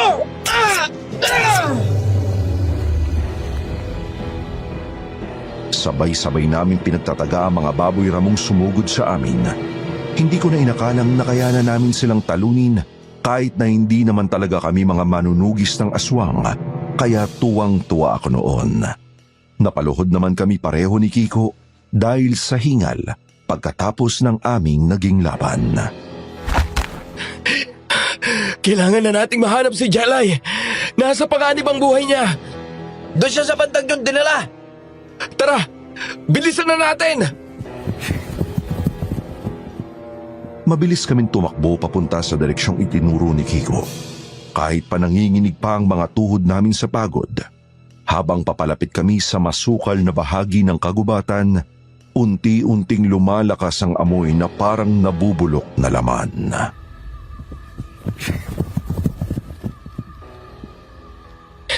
Kiko! Sigurado ka ba dito? Parang mali ang dinadaanan natin eh. Dito ko banda nakita ang paglipad ni Aling Claring. Sumisigaw si Jelay nun. Di ako pwede magkamali. Posible ngang siyang pumatay sa anak ng mag-asawa. Binibiktima niya ang mga babae. Tayo naman mga lalaki ay ipapalapa niya sa mga alipores niya. Lintik na yan. Tuso talagang aswang na yon.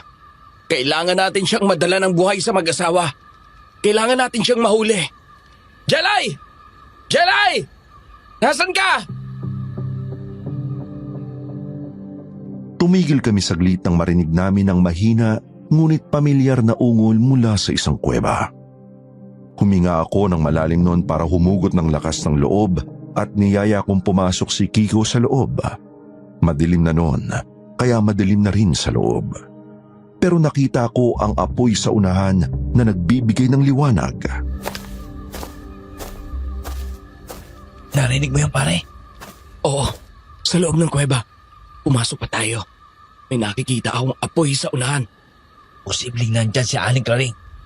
Diyan din niya dinala si Jelay. Walang hiya siya.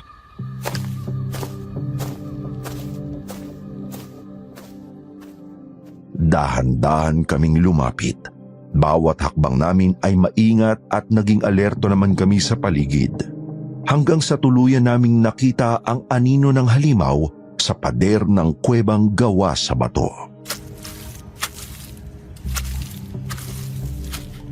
Jelay! Erwin! Kiko! Tulungan niyo ako! Lintik! Halimaw! Pakawalan mo si Jelay! Ang tatapang nyo, ha? Paano nyo nagawang mabuhay sa mga kamay ng alipores ko? Malamang! Pastuso kami sa kanila! At ngayon, ikaw naman ang isusunod namin! Akala nyo ba mapapatay nyo ako? Ayoko! Ayoko pa mamatay! Nakagapo si Jelay sa mga lubid noon. Nagpupumiglas ang kanyang braso at paa. At bawat paggalaw niya ay lalong humihigpit ang pagkakakapit nito sa kanya. Sobrang naaawa ako sa kalagayan niyang yun, Sir Jack. Binabalaan kita! Pakawalan mo si Jelay, halimaw! Tinatakot mo ba ako, iho? Hindi kita tinatakot. Nagsasabi lang ako ng totoo. Dahil mapipilitan talaga kami ni Kiko na patayin ka ang halimaw ka. Eh di patayin nyo! Hindi ako natatakot sa inyo. Sa katunayan, masaya pa nga ako dahil wala na akong kahati sa mga lamang loob nyo. Yung babaeng namatay isang taon na ang nakalipas, nanatagpo ang walang lamang loob. Ikaw din bang pumatay sa kanya, ha? Bakit nyo alam yun? Dahil ikaw ang misyon ko. Ikaw ang aswang na hinahanap namin. Kaya kami nandito sa baryo ninyo. Lapastangan! Pare! Katayin na natin ang halimaw na yan! Pare! Mabilis na sumugod si Kiko habang hawak niya ang bolo. Kita ko ang gigil sa kanyang mga mukha. Pero mabilis din na nakailag ang aswang at lumipad ito at sinunggaban ng magkasunod na kalmot si Kiko. Kaya napasigaw siya at nanlaki ang mga mata ko. Sakit lintik na yan! Pare! Walang yakang halimaw ka! Magbabayad ka! Sige! Lapit ka lang, bata! Erwin! Mag-iingat ka! Etong sayo! Mamatay ka na! Pare Koy! Sa likod mo! Ikaw ang maunang mamatay! Pucha! Tumilapon ako sa gilid at tumama sa bato kaya napasigaw ako sa sakit. Napahawak ako noon sa likod ko at napangiwi ako. Nakita ko namang sumugod ulit si Kiko sa aswang. Puno siya ng galit. Mabilis na pinagtataga ang aswang at natamaan nga niya ito.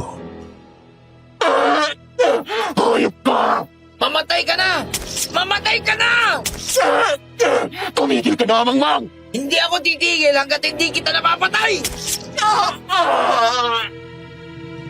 Nakita kong bumagsak si Aling Claring sa lupa at agad naman akong bumangon para pakawalan si Jelay sa pagkakatali niya. Mabilis ko namang tinutukan ng itak si Aling Claring noon habang tinatali ang kanyang magkabilang kamay sa tali.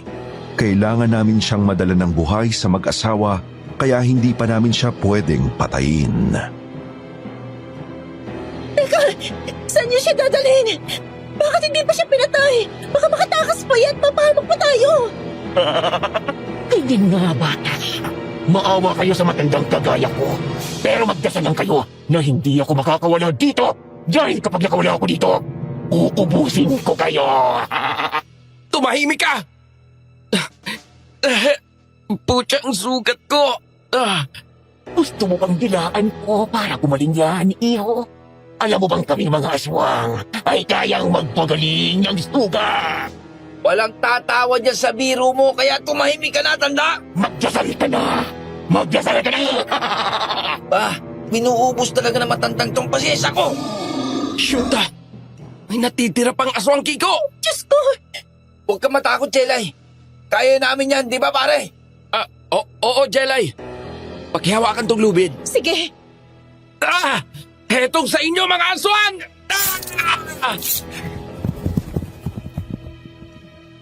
Mabilis akong tumakbo noon kasama si Kiko at pinagtataga ang dalawang baboy ramo. Medyo nahirapan pa kami dahil mabilis din ang mga galaw ng hayop na yun.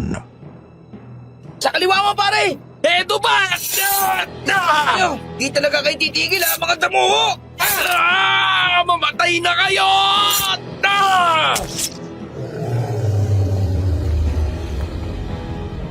Halos hindi ko na makita ang eksaktong galaw nila sa bilis ng pangyayari. Puro sigaw, yabag at tunog ng itak ang nangingibabaw sa gabi. Sumisingasing ang hayop, nagwawala habang pilit umiiwas sa mga taga. Ngunit ramdam ko na unti-unti na silang napapagod hanggang sa bumagsak na ang mga baboy ramo. Pero kasabay naman nun ang sigaw ni Jelay. Putya ang aswang na yan! Titik na yan! Nakatali na nga! Naglakas loob pag sumunggab! Nakahandusay si Jelay sa lupa. Halos hindi makagalaw habang nakadagan sa kanya ang aswang. Kumakaskas ang matutulis nitong ngipin.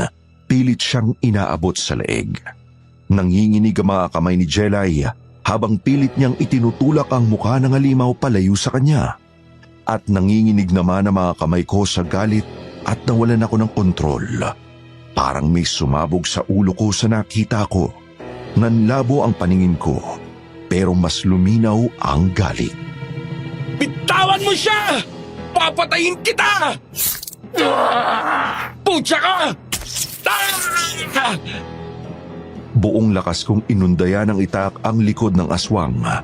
Tumama yun, pero parang hindi sapat. Umalingaw-ngaw ang isang nakabibinging ungol mula sa halimaw.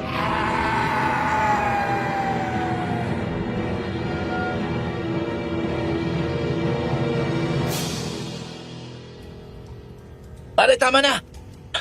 Akala ko ba kailangan natin sandali ng buhay eh. Pinatay mo na. Ginatay mo eh. Hindi ko napigilan ang sarili ko napatay ko siya. Ano tayo magagawa? Napatay mo na, pare. Ano pa naman kasi? Sinaktan mo ang babae niya. grabe. Hindi ko akalain totoo pala mga asama at muntik niya na akong makagat kanina. Diyos ko. Ayos ka lang ba, Jelay? Ayos na ako, Erwin. Salamat. Mabuti naman. Nabigo ako sa misyon ko, pare. Paano ko sasabihin sa mag-asawa na napatay ko ang aswang? Hindi naman natin pwedeng dalhin ang bangkay niya. Malinaw ang utos niya. Dalhin ang aswang ng buhay. Wala na tayo magagawa, pare. Buti na lang napatay mo kaysa tayo ang napatay. Hindi natin kontrolado ang sitwasyon. Pero hindi niya na ibibigay sa akin ng 20,000 pesos. At baka singilin niya pa ako sa 50,000 na ibinigay niya. Nabigo ako sa misyon, Kiko. Nabigo ako. Anong nabigo? Nabigyan mo nga ng hustisya ang pagkamatay ng anak nila eh. Pinatay mo ang aswang. Okay na yun. Pero, paano naman sila maniniwalang napatay ko nga? At ang aswang na yan ang pumatay sa anak nila. Tutulong ako. Kukunan ko ng litrato ang bangkay ng aswang na yan. Tsaka magiging witness ako. Narinig ko sinabi ni Aling Claring kanina. Yung babaeng namatay ba isang taon na nakakalipas, ang ibig niyong sabihin? Tama ka. Pero, paano naman namin maipapakita sa kanila ang litrato? Tsaka, paano ka naman magiging witness? Bilang pasasalamat, sasama ako sa pag-uwi niyo kung okay lang sa inyo. Para naman makabawi ako sa pagligtas niyo sa akin. Pwede nga yan. Ayos yan, Jelay. Pero sigurado ka ba talaga na sasama ka sa amin? Eh, malayo pa yun mula sa Maynila. Teka, akala ko ba taga Maynila kayo? Pasensya na kung nagsinungaling kami. Kailangan lang namin gawin yon para di kami mapagdudahan. Pero taga Barrio Silang talaga kami. Barrio Silang? Eh taga doon din ang tiyahin ko eh, si Aling Kuring. Tiyahin mo si Aling Kuring? Oo, asawa siya ng tiyuhin ko. Eh, pinsan yun ni nanay eh. Kapitbahay namin yun. Teka, bakit hindi man lang tayo nagkita? Bata pa kasi ako nung huling punta ko doon eh. Sa pagkakatanda ko. 12 years old pa lang ako noon, kaya tamang-tama. Gusto ko din sila makita ulit. Teka, ikaw si Eli? Yung nakalaro ko dati sa sakahan? Win? Ikaw pala yan? Oo, ako nga. Hindi ako makapaniwala noon, Sir Jag. Ang unang babaeng nagpakilig sa akin noon ay si Jelay pala. Malaki kasi ang pinagkaiba ng itsura niya. Mataba, maputi, at sobrang baby face ng muka kumpara ngayon na payat, sexy at dalaga na. Hindi ko naman napigilan ang sarili kong yakapin siya ng mahigpit noon at nakaramdam naman ako ng hiya kaya mabilis akong kumalas. Pasensya na. Eh, natuwa lang talaga ako na nakita ulit kita. Ako din, Win.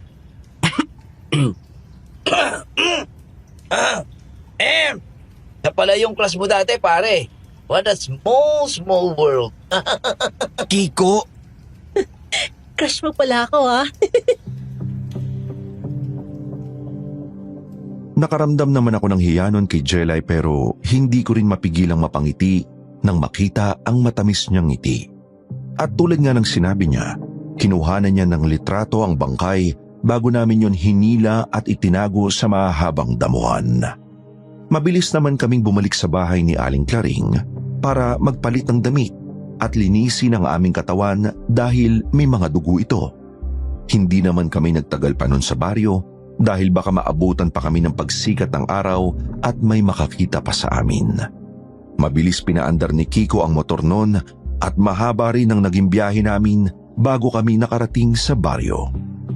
Kita ko naman ang gulat sa mga mata ni Aling Kuring nang makita si Jelay. Niyakap niya ito at ang aking ina at kapatid naman ay tuwang-tuwa nang makita ko. Nadatnan ko noon ang kapatid kong si Mia na naka-wheelchair at nakadungaw sa bintana ng aming bahay. Kuya, sobrang namiss kita. ako din bunso. Sobrang namiss ka ni Kuya. Teka, ano po nangyari dyan sa kamay niyo? Bakit may nakataling tela? May sunggot kayo? Wala to bunso. Ayos lang to. Nasugatan lang ng kutsilyo habang naglilinis ako ng baboy nung nagkatay kami. Tagakatay ang trabaho niyo ngayon, kuya? Oo. All around bunso. Siya nga pala. Kumusta ang operasyon mo, ha? Kung maayos ang itsura mo kumpara dati, ha? Eto, may mga gamot lang na nireseta sa akin ng doktor. Ilang buwan pang kakailanganin ko para makarecover ng buo, kuya. Ang importante ngayon, bunso, may improvement ng katawan mo. At gagaling ka na. Salamat sa Diyos. Salamat sa iyo, kuya. Hindi ako maaoperahan kung wala ang tulong mo. The best ka talaga. Lahat gagawin ko para sa iyo, bunso. Mahal na mahal kita. Mahigpit kong niyakap si Mia at pilit kong pinipigilan ang pagpatak ng aking mga luha. Sobrang saya ko dahil nakikita ko na ang paggaling ng kapatid ko. Pero sa kabilang banda, nag-alala ako sa magiging reaksyon ng mag-asawa sa pagkabigo kong dali ng tunay na aswang na pumatay sa anak nila. Hanggang sa nakapagdesisyon na akong tawagin sila sa numerong ibinigay nila sa akin.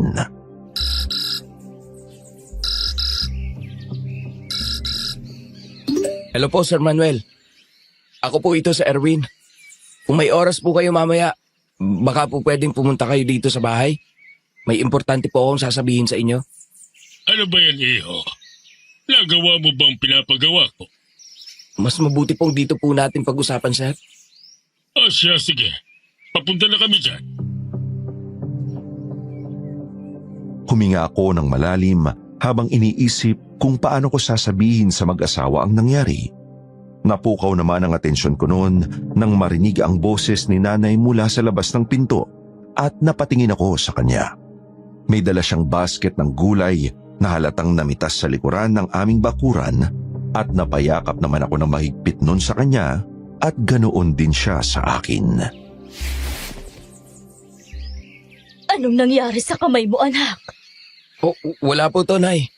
Malayo po to sa bituka. Gasgas lang. Nasugatan daw po ng kutsilyo, Nay. Paano kasi? Matigas na yung balat ng baboy na kinatay namin kay Hayon. Nasugatan ako. Alam kong hindi kumbinsido si nanay sa sagot ko, pero wala din naman siyang nagawa, kundi isabayan ako. Dahil pareho naming alam noon na walang alam ang kapatid ko sa totoong ginawa ko at hindi na dapat pa niyang malaman yon. Ikinuwento ko naman kay nanay ang nangyari nung makatulog si Mia sa kwarto at ipinakilala ko na rin si Jelay sa kanya. Napangiti naman ako nang makita ko kung gaano sila kabilis nagkasundo. Napakabusilak po ng puso ni Erwin, tita. Napakaswerte niyo po na siya po yung naging anak niyo. Oo nga, iha. Ay, sobrang swerte ko talaga sa anak kong yan. Si nanay naman, nambubola pa. Ay, totoo naman. Tingnan niyo po, oh. Sobra talaga siyang humble. Wala pa rin pinagbago si Winwin. Pare! Nandiyan na ang mag-asawa! Kumabog naman ang dibdib ko sa sinabi ni Kiko, pero nilakasan ko pa rin ang loob ko noon dahil wala na akong iba pang pagpipilian. Napatingin naman kami ni Jelay sa isa't isa at marahan siyang tumango na para bang sinasabing magiging maayos din ang lahat dahil kasama ko siya at tutulungan niya ako. At tulad naman ng sinabi niya, nanindigan siya sa nasaksihan niya at sa awa ng Diyos, pinaniwalaan naman ako ng mag-asawa dahil na rin sa tulong ni Jelay. Pero kita ko ang pagiging emosyonal nila nang makita ang litrato ng aswang na pumatay sa anak nila.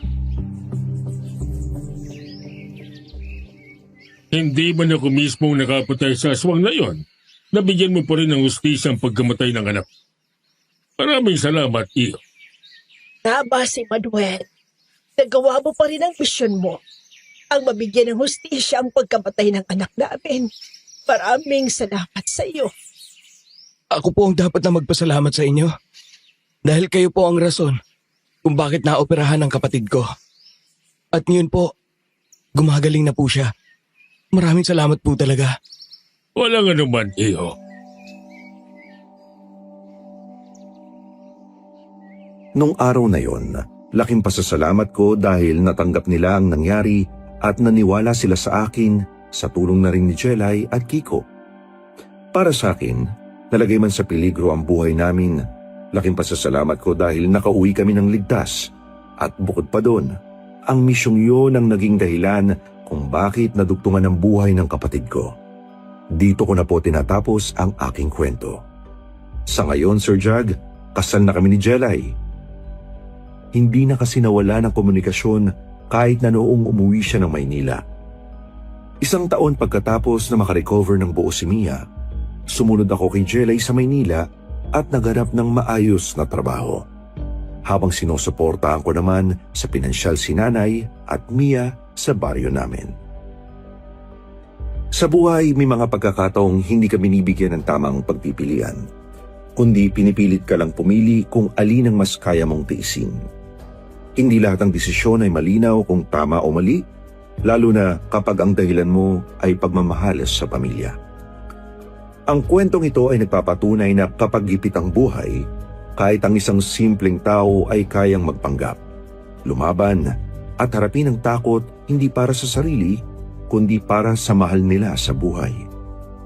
Sa mundong puno ng pagsubok, may mga pagkakataong ang desperasyon ay nagmumukhang pagkakataon. Pero sa bawat hakbang na gagawin mo, may kapalit. Maaari itong maging konsensya, dangal, o kahit ang sarili mong kaligtasan. Kaya lagi sana nating tandaan na hindi lahat ng pagkakataon ay dapat sunggaban agad. Pag-isipan, timbangin, at alalahanin kung sino ka at para saan ka lumalaban. Dahil sa uli, ang tunay na laban sa buhay ay hindi lang kung paano ka makakaligtas, kundi kung paano ka mananatiling totoo sa sarili mo habang ginagawa mo ito. Muli, ito si Sir Jag, bumabati sa inyo at nagsasabing maraming salamat sa inyong pakikinig.